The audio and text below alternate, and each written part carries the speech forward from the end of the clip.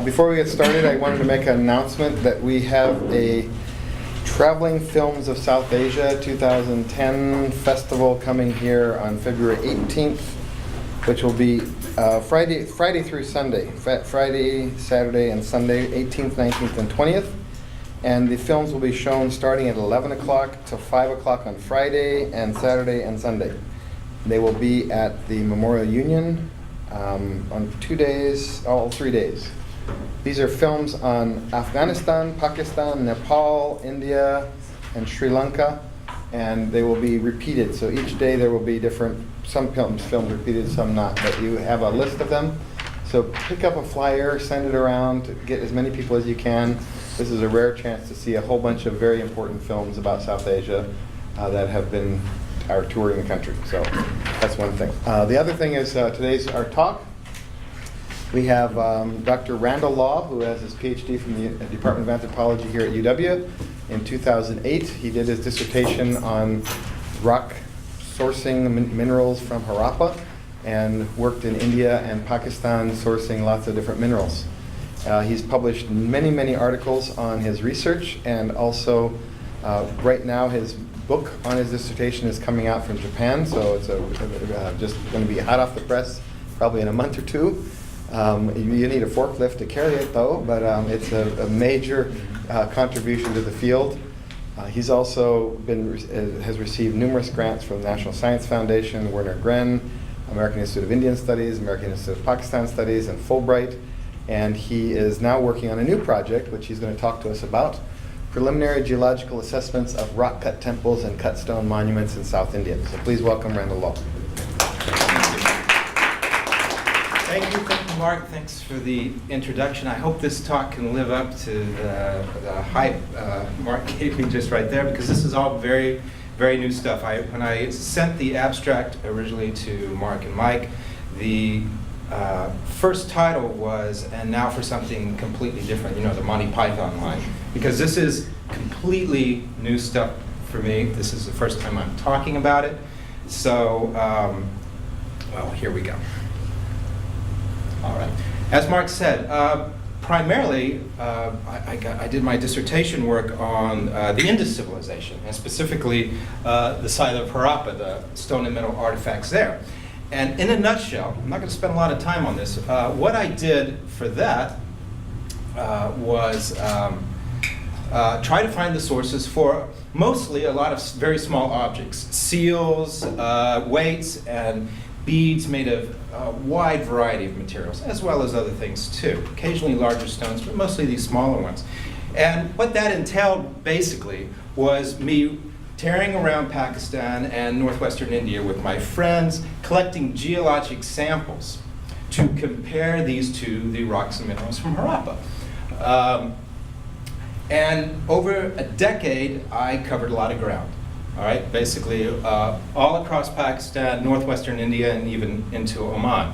And this is what I was, basically you could call this my skill set: covering a lot of ground, collecting a lot of samples, and comparing them to a large data set. Now, what I'm going to talk to you today is something completely different, so forget about that.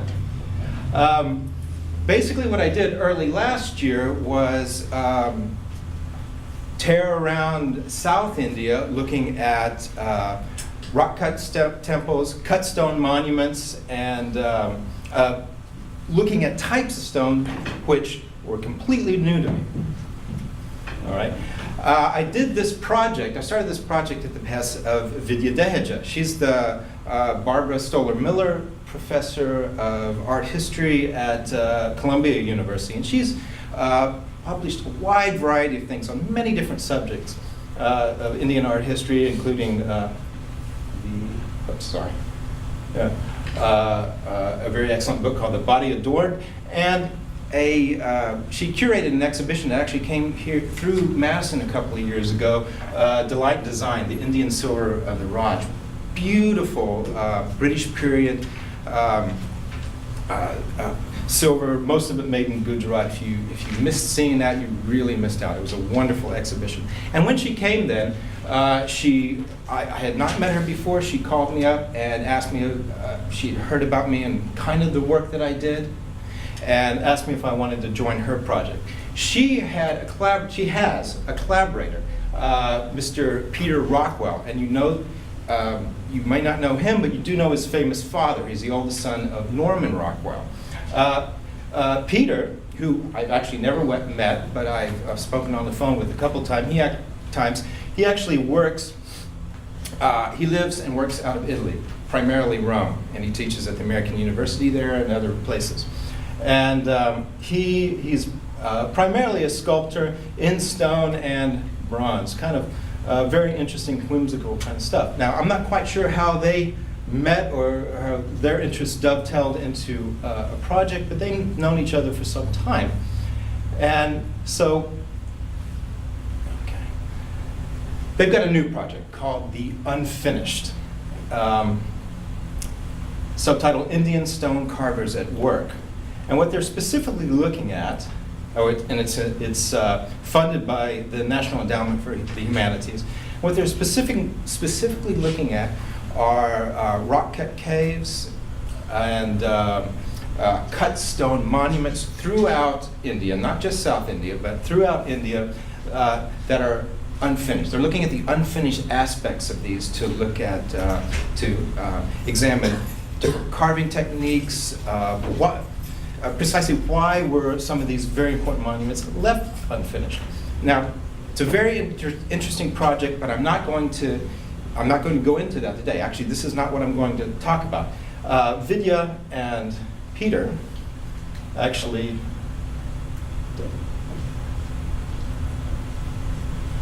got me involved in this project for a very specific supplementary research.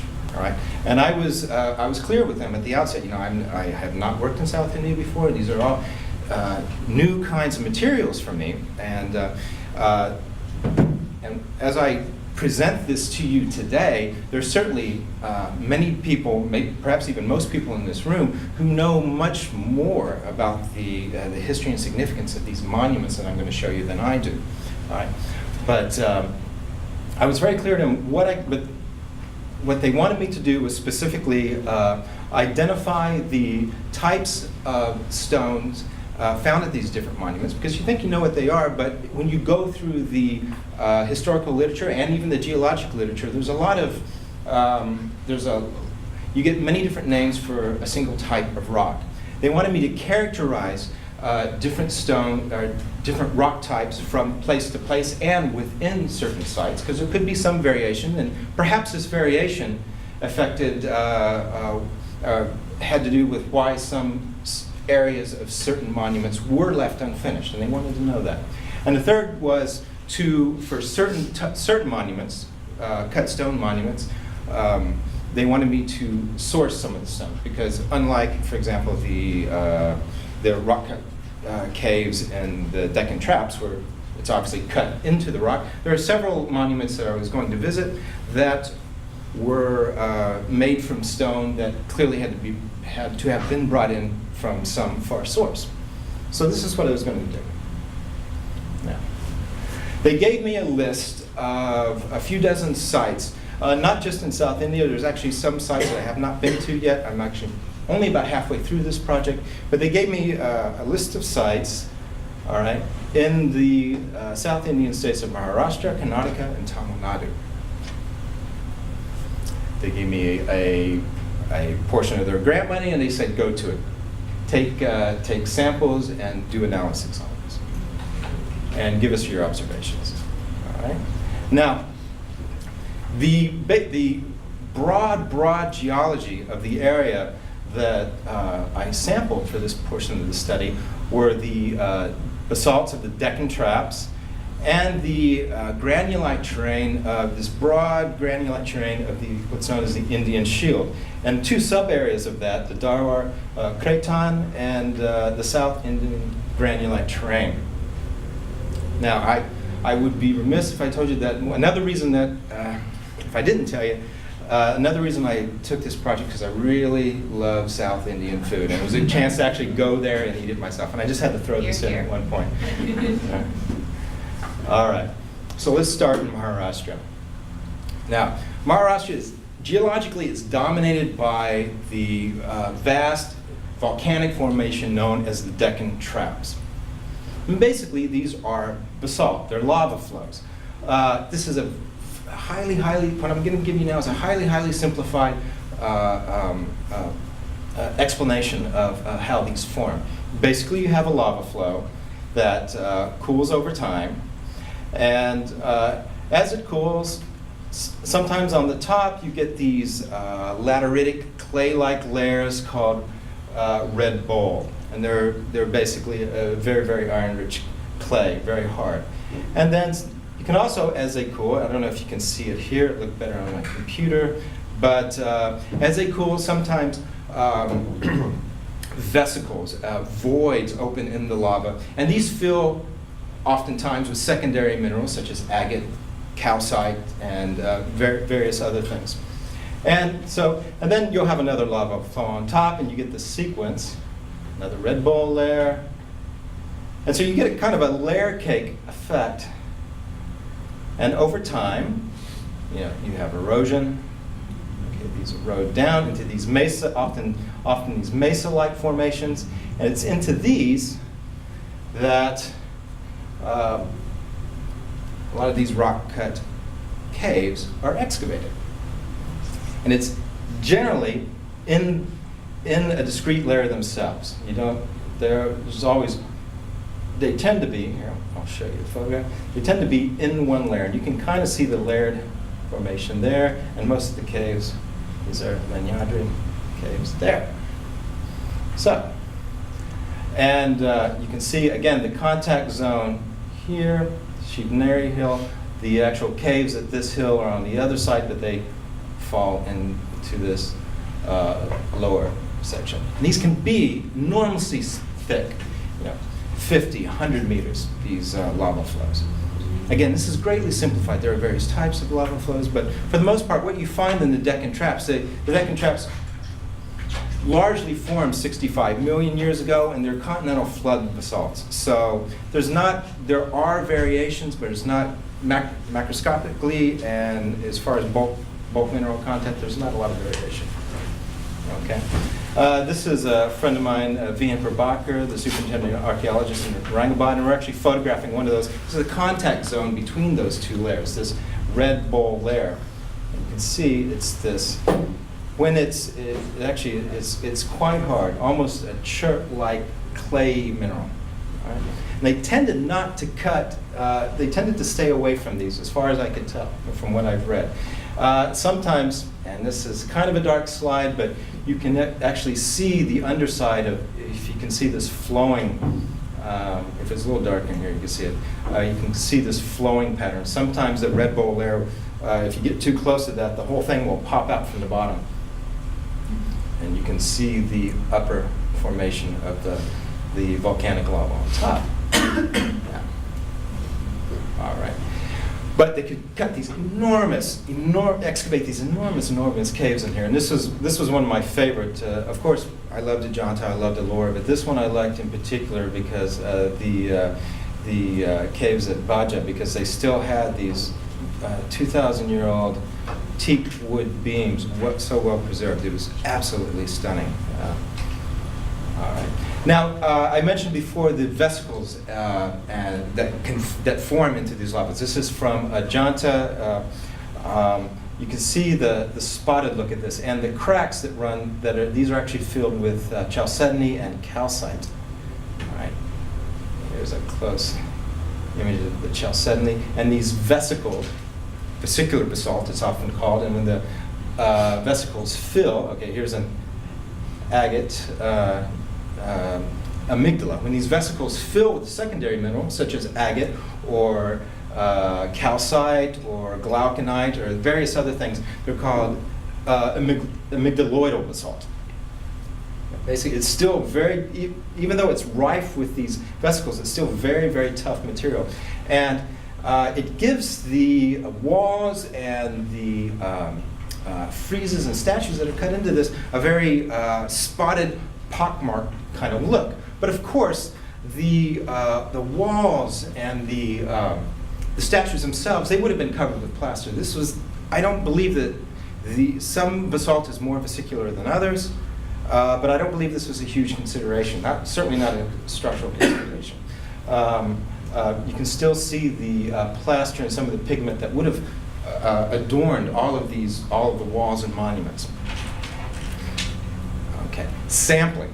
Now, I had to acquire samples for my research, and of course, these are all of these monuments are protected by the Archaeological Survey of India. There's very strict laws against, harming or sampling anything, and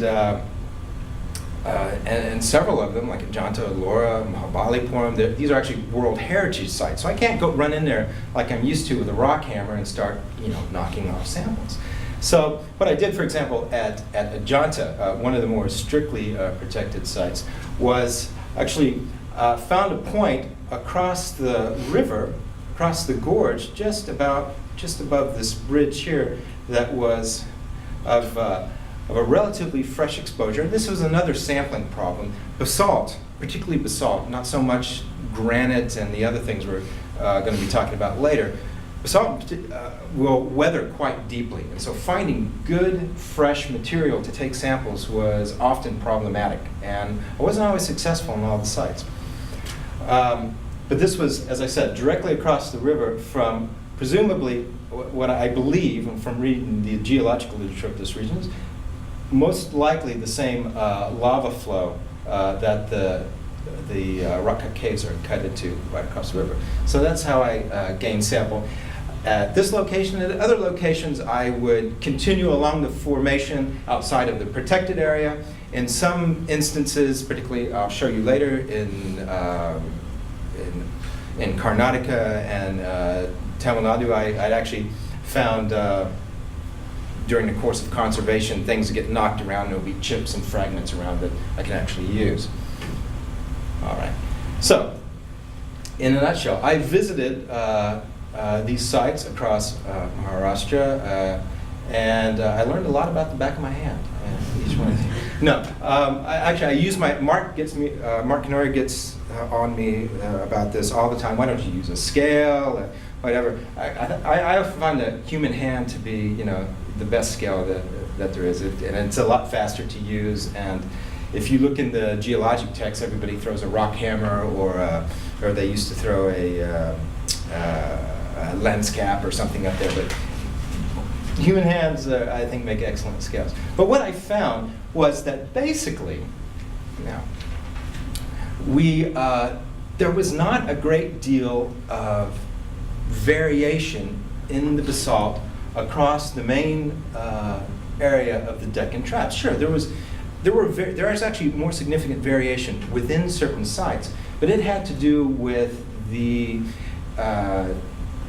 degree of I guess what you would say massiveness of the stone. Some caves contain basalt with very few vesicles. Others seem to be run through, rife with it. But by and large, across the Deccan Traps, these are all basically continental flood basalts of the same age. And they're some of the most studied basalts in the world, in fact. And in the geologic literature, there's just 95% of them, they look the same. They look the same, geochemically they're the same. So, I've had to tell Professor Dehejia and Peter Rockwell that there's not a whole lot I can tell them about basalts from place to place. The exception was here, just north of Mumbai, just north of Bombay. Here you found what's called, at places like Canary Caves, you found these caves are cut into volcanic formation. It's part of the Deccan Traps, but it's actually a basalt breccia. Okay, these aren't lava flows at all. These are basically pyroclastic flows, much like what buried Pompeii. These are pyroclastic flows are ash clouds filled with hot gases and rocky, angular, volcanic rock debris, and these fall, they solidify, and they form into this very, very hard as basalt, generally, breccia, all cemented by this ashy material. Now, you get some huge, huge class, and they don't give you a nice, smooth facade like massive basalt. They're actually fairly poorly sorted, as you can see here. And occasionally a large clast will pop out. And so caves like Kondavik, you can see some of the statuary there, it's actually in pretty bad shape. These caves near to the coast I found, or at least I think, they tend to be in worse shape. One, they're near to the coast. They're weathering because of the, I guess, the effects of salt water in the ocean. But also, not so much Canary, but the others like Jogeshwari in North Mumbai are, well, they're fairly well encroached. I mean, the entire city is encroached on top of them, and they're in pretty wretched shape. There's a lot of sewage coming down in there. And again, getting samples here was less problematic, but I mean, I really had to clean these samples up because they were really, really horrible. And again, this is built into this basalt breccia, so not only is it suffering because of the stone that it's built into, but the encroachment. Now, from Maharashtra, I headed down to Karnataka and Hampi. Okay. Studying the palace complex at Hampi. Now, the area, this is in the Dharwar Craton. This is part of the Indian Shield again. And the rock here, it's basically close-pet granite. It's a granitoid type rock.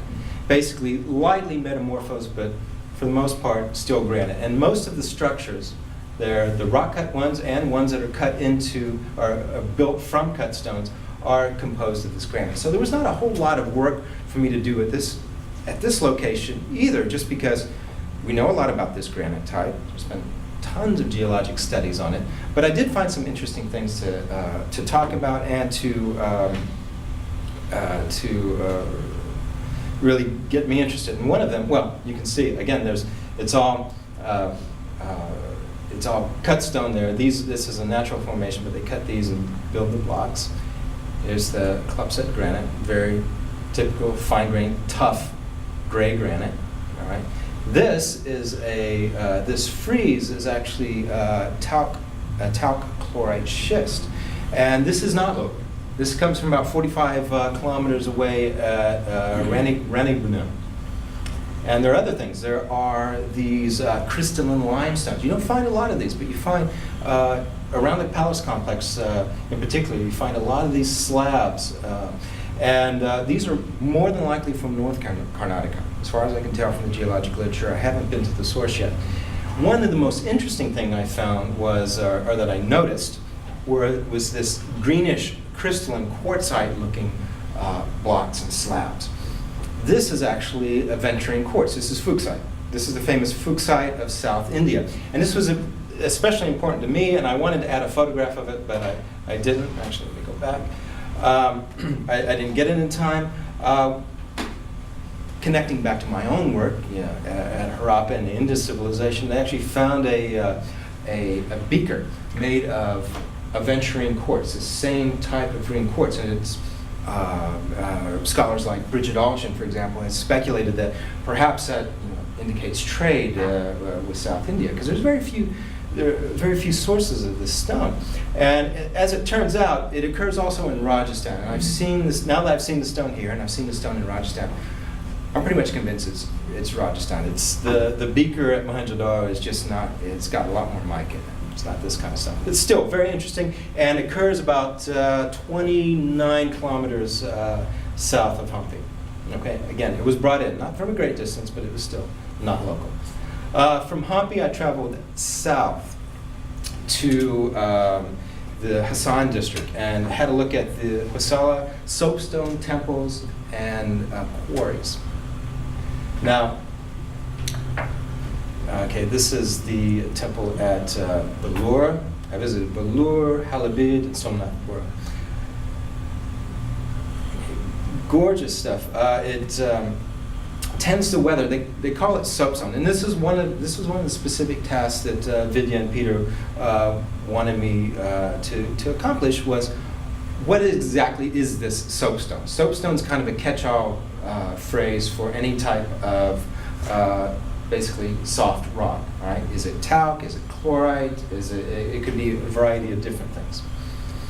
So you can carve these beautiful, intricate, because it is so soft, you can carve these intricate forms into it, but even after nearly 1,000 years, it holds its details quite well when it's not beat around or scratched too much.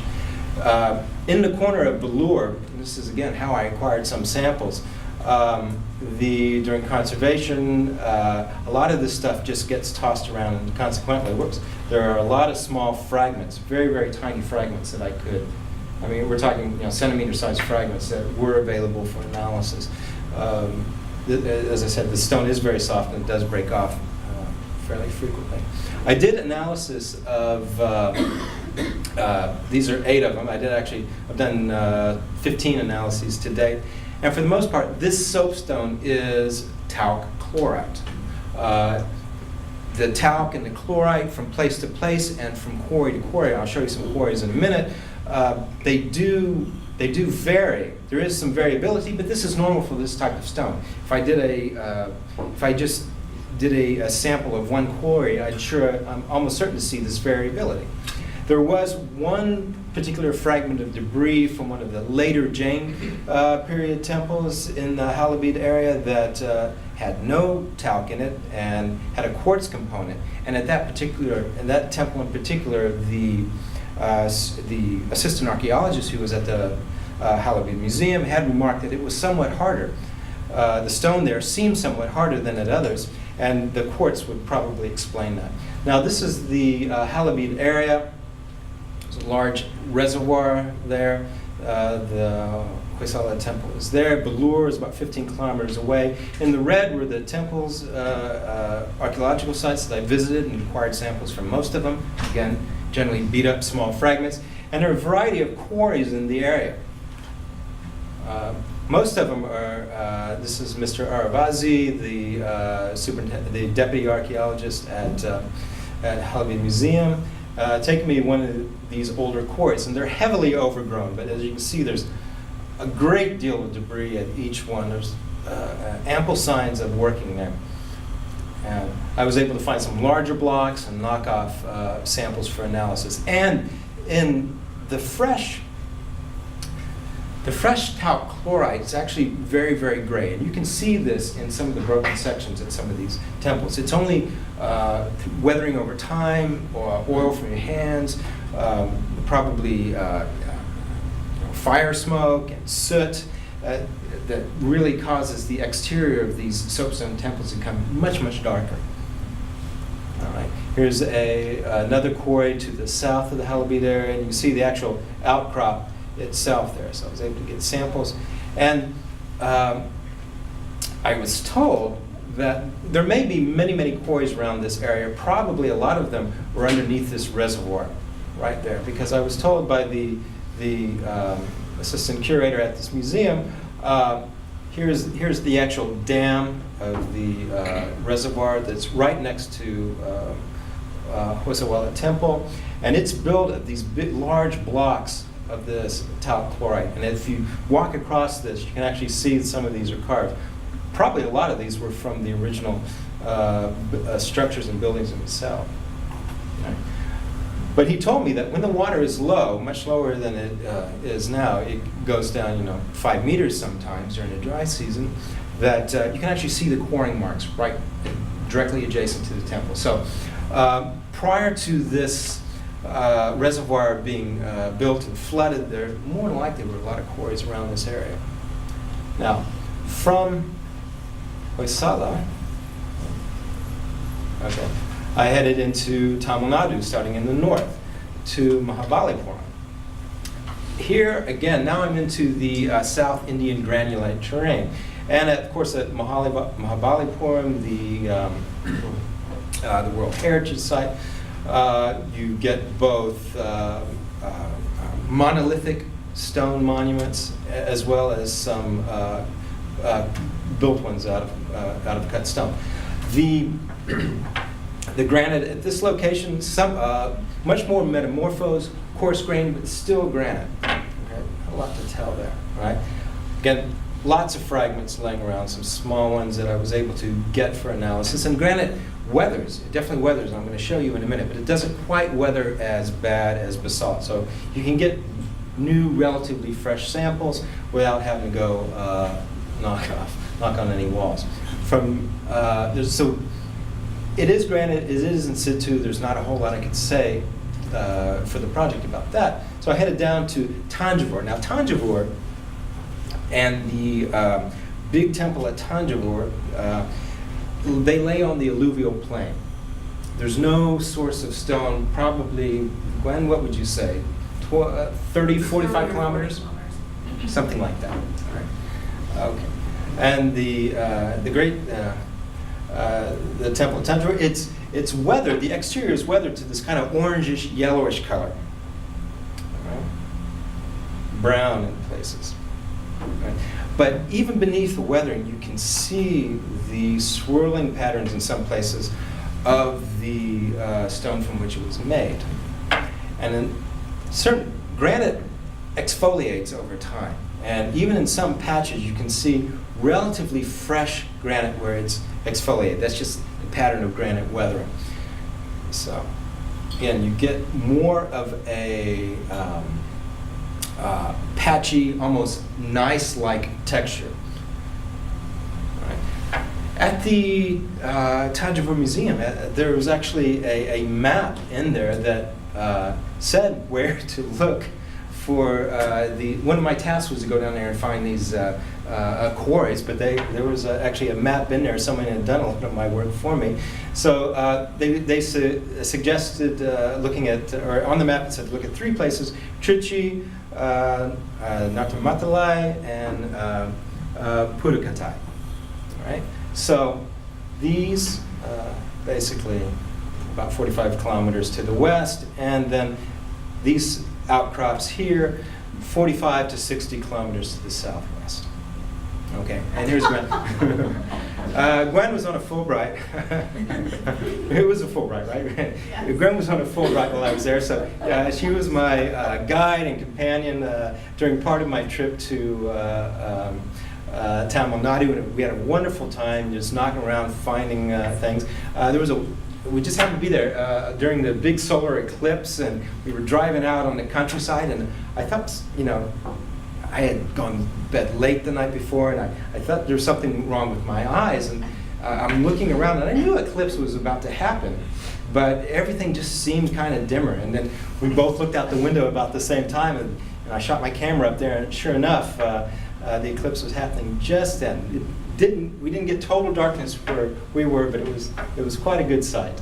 Now, one of the first places we visited was Trichy and Rockfort Hill. Now, Trichy, it's a huge city now, and there were a lot of outcrops there at one time, but the whole urban area has grown over them. And one of the few that you can see, which also weathers the same kind of has the same kind of weathering macroscopic appearance as the temple at Tanjavur, is Rockfort Hill. Now, again, getting the whole city's grown up around here. Getting samples was near impossible. But you can see that a lot in the past, between the house, you see a lot of quarrying activity had taken place there. You can see where it's been, the rock has been chiseled and slabs have been pulled off. Probably these were used for the Rockfort Hill fort itself, but some of the stuff could have been going to Tanjavur. 45 kilometers to the southwest, you get Nathamalai, and a lot of outcrops in this area. And you get the same, and if you remember that photograph from before, you get the same kind of, they call this migmatized granite. Basically, it's gneiss. And when I say gneiss, I mean the stone gneiss. It's bended and folded granite. So it is a metamorphic rock, but it still broadly falls under the term granite. And when you read the literature of this area, the geologic literature, and this is where Vidya wanted me to come in on this, you get terms like granite, granitoid, granulite, metagranite. They're all basically talking about the same, roughly the same family of stone at least. There's a large quarry on the northwest side of these outcrops, and You can see a lot of stone. Again, remember, think back to the photograph I showed of the exfoliated area at Tanjavur Temple, and it looks quite like that.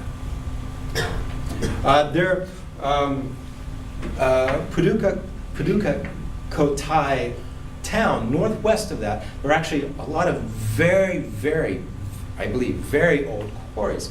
And I say very old just because the patina on these quarrying areas, and you can see the removal of this incomplete removal of these slabs from this large boulder, is actually extremely thick. And so this suggests great antiquity to me. I only visited a few quarries just in this area. This is an image from Google Earth. Those photographs I showed you were just right there. But when I got back and got to looking at the area, they actually occur extensively across a 2-kilometer zone. And you can tell when you see these in Google Earth, any satellite view, you can tell these newer quarries because there's a lot of dust around, a lot of light material. These are very old, these look very old, suggesting great antiquity. So from, about 40 minutes, from the central Tamil Nadu area, I went down to the last place on my list in South India, was Kalagumalai. This isolated outcrop at about 9 degrees latitude.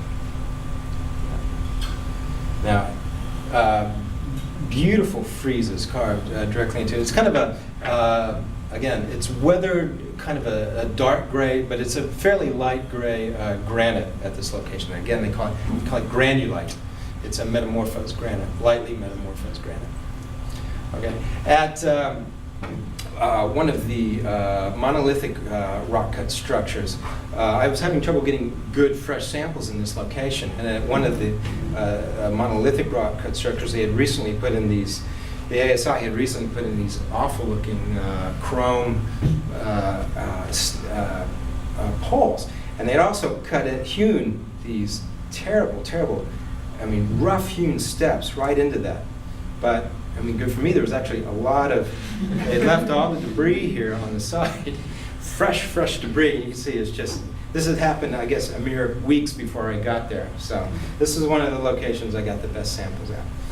And it's actually the last one, I'm about 40 minutes into it, so it's the last one I can talk about today. And here's a lovely picture. I'll end with this picture of the eclipse.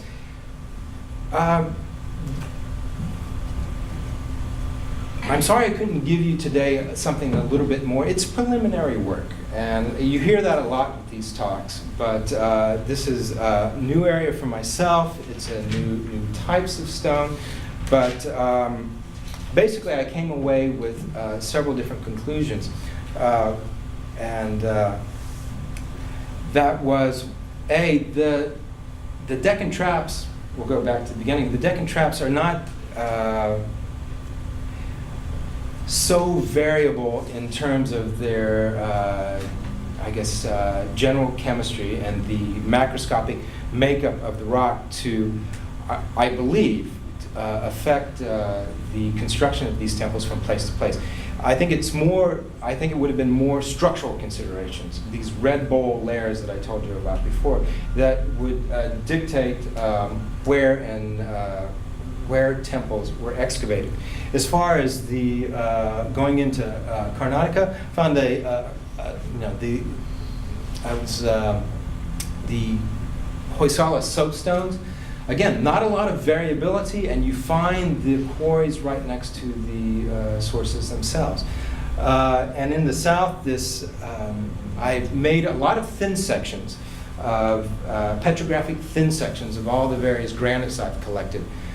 But still, I don't think the variability that I'm starting to see in these granites, which is negligible, really affected the carving techniques or the carving of the stones themselves. And what I did neglect to mention is that at all of these, whenever it was possible, and it wasn't always, but particularly when I would visit the quarries, I would pick up as large blocks of stone as I could carry and could fit in the car without breaking the axles.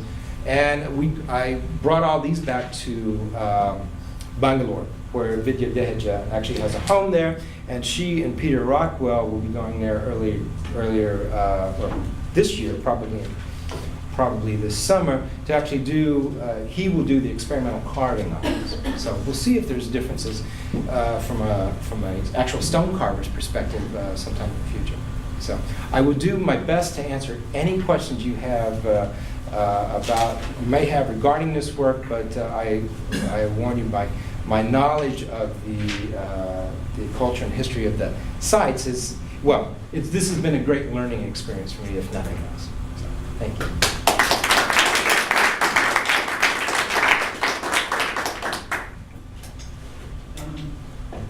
My name is Henry Schild, and I'm from the University of Helsinki in Finland. And I have a project on the Kerala temple. And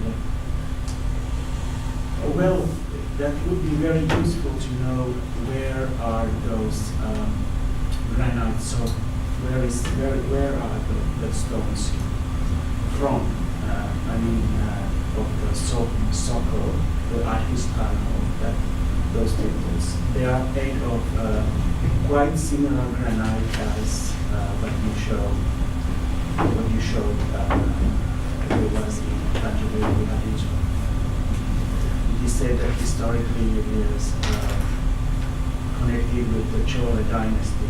Right. But of course that granite is local granite. It is not brought from. Well, that is exactly very close to Trishul. That is a town in Finland. it's still part of this south, or this Indian granulite terrain, basically, this Indian shield rock. Yeah. As I said, I saw some macroscopic variation between these, and if you look through the geologic literature, everybody has given different names for what I consider, or at least in my experience, is largely related material. You could possibly actually try to, if you've got a monument away from the source, you could possibly do some sort of sourcing study on that using rare earth and trace elements. But if it's quite obviously local stone, I mean, if you have local stone source, more than likely it's fine. There are still the Tamil alphabet visible on the stone slabs. That means they are numbers. They have been numbered, they have been quarried or at the site. And they have been marked, they have been assembled once before the transport, and they have been marked by Tamil alphabet, which in that language, as in many other languages, mean numbers. And after transporting them to the site, temple site, they have been assembled there again and are visible as an artist also. Sorry, can I have to go, but I just want to ask a really dumb question. What were these caves for? Were they just what were the caves for? Who made them, and for what different purposes? Well, the caves, I think the earliest caves were from the Buddhist periods, the places of worship. In Laura, for example, you've got Buddhist period caves all the way into Jain periods. So basically, for the most part, all of these were places of worship. Right. I knew that. I was hoping that'd be something else. Oh. I mean, the issue about where, I mean, obviously you have this huge mass of materials that are highly enough buried that it's going to be hard to source something. Yeah. I thought that you were also possibly looking for being able to see the movable materials. So there may be this issue of materials with Tamil numbers on it in Kerala could indicate that things did come from another area to that region.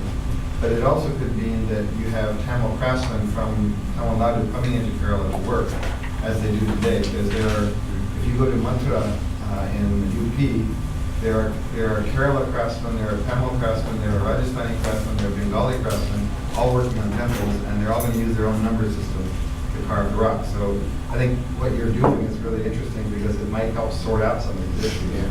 Even though it's going to be hard for the granite, but there may be one or two soapstone things, there may be aventurine things, there may be stuff from the Deccan that are coming down. So sourcing it and just mapping it, I think, is going to be very useful.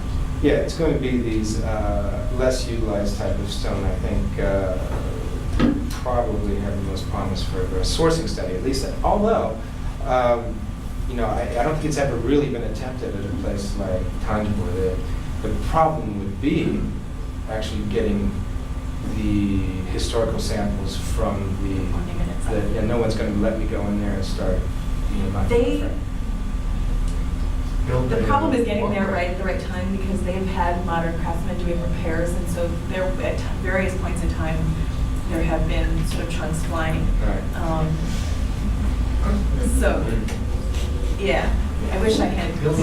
Next time, email me, Yeah. remind me, and next time I'm there, if I see any chunks that have been already knocked off, I can leave something for free because they do it gets damaged by various things all the time. And like this year, they just had the 1,000-year anniversary, and Yeah. they added a lot of lights, and now they're starting a laser light show, like sound and light. Anyway, it's kind of depressing. But my question is going to be: so you think it's not going to lie? It's in terms of that Thanjavur stone has that sort of weight. Well, I mean, if I had to just look at it like that, I'd say, well, it certainly looks a lot like it. I couldn't see. You were at Thanjavur with me. Mhm. There was not a whole lot. Basically, it was that yellowish orange. You couldn't Mhm. see. It's only in certain spots that you could see that migmatic twisted pattern. And so when I was at Dr. Malaya, I thought, oh, this certainly looks like it. The stone at Pudukkottai, where all the old quarries were, I got some fairly good samples, but that was heavily weathered. I mean, I was looking around a lot and trying to hammer off fresh material. That is somewhat like it. I can't say that it's for sure, but it could be from all of them. These different that's the places. other possibility. Used, you know, brought in by Mark and brought in by different quarries craftsmen. And my other question, I guess, I mean, it would be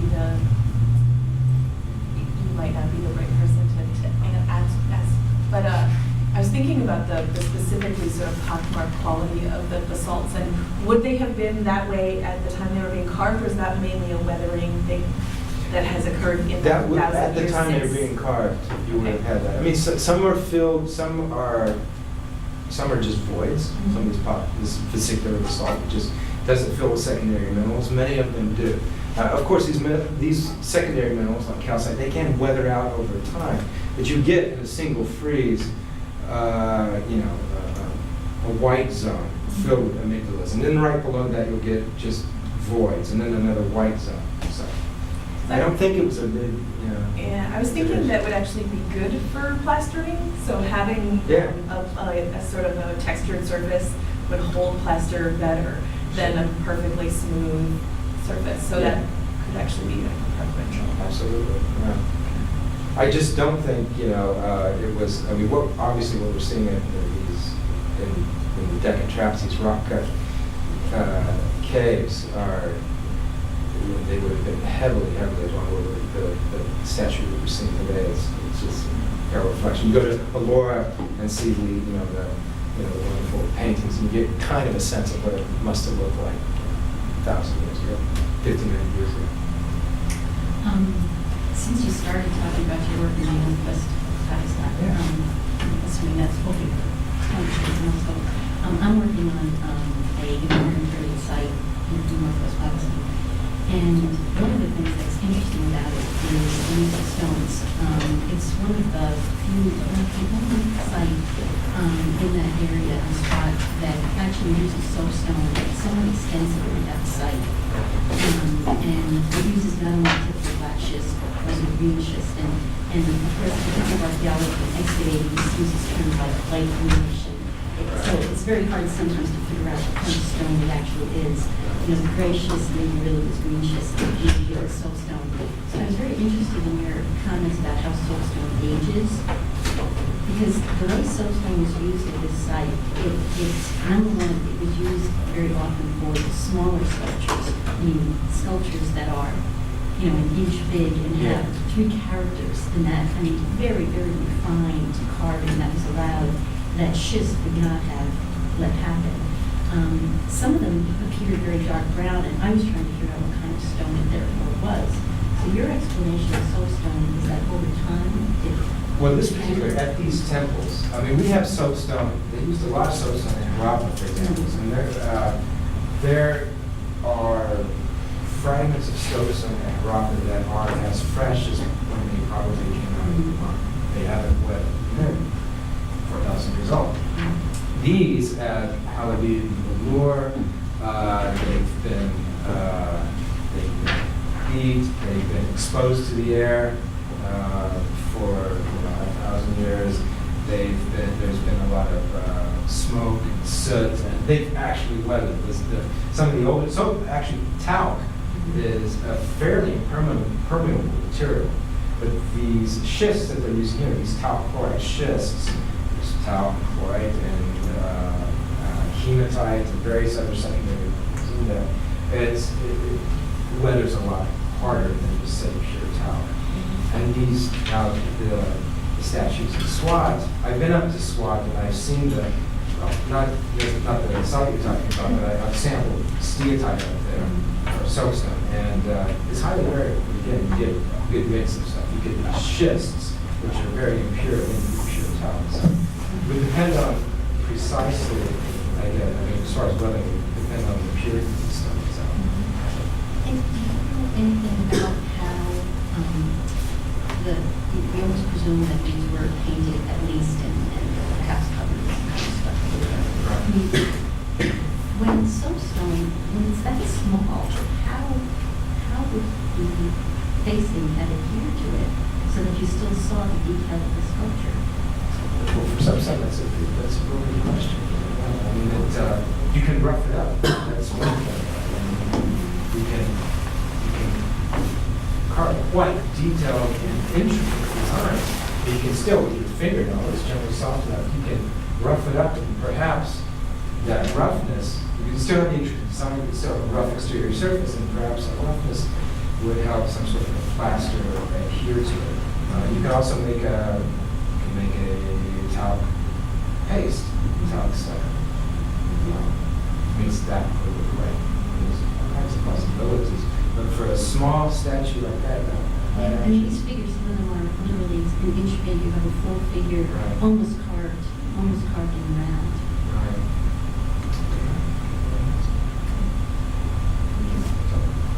So, can I still ask, is there any catch how to find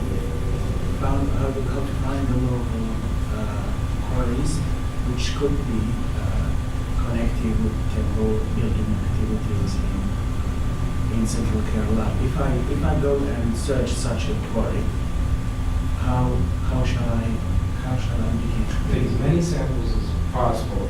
If you locate a quarry site itself, you'll take as How many. can I locate? Look for the ponds. Oh, Look for the can I ponds. start? The depressions that are filled with water. That might be well, one yeah, place. there's that. I mean, you can use satellite imagery Yeah, okay. So, or I mean, most of the places I found, and I'm not just speaking about this study. I've just gone and asked a lot of locals where are the old quarries, where are the old stone quarries. You know, there's one little problem. This temple site is on the laterite area. That's geologically very young area. While those stone slabs, they have been transported from the hilly side, where the granite rock comes very close to the surface. So they have been, those slabs have been quarried to the east, to the hilly side of Kerala. And then the reason I have to add that the Tamil characters are because Tamil has also always been spoken in Kerala. There have always been Tamil communities in Kerala, particularly in Valda area and in the south. So that's not any big deal, so as to say, that they are in Tamil. And then secondly, the dynasties Chera and Chola, they had very close terms.